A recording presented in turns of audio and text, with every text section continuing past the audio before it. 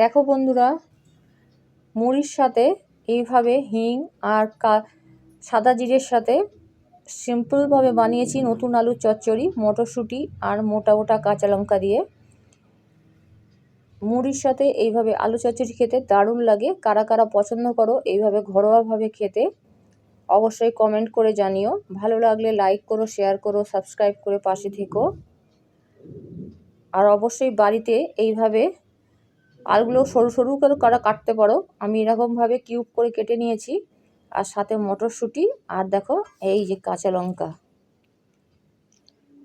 তোমরা অবশ্যই এইভাবে বাড়িতে বানিয়ে খেও, দেখবে বাইরে যে এত রিচ খাও সেইগুলোর থেকে এইগুলো সত্যিকারেরই খেতে অনেক অনেক ভালো লাগে। আর শীতের বেলায় এরম গরম গরম আলু চচ্চড়ি কার না ভালো লাগে।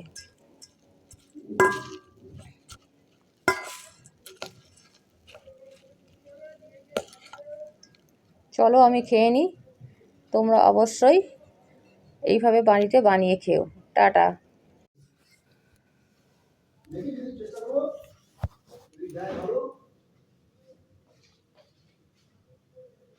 দুই জায়গায় যখন বলছে না, দুই জায়গায় যখন বলছে এ তো গান্ডু না, শুধু না নিশ্চয়ই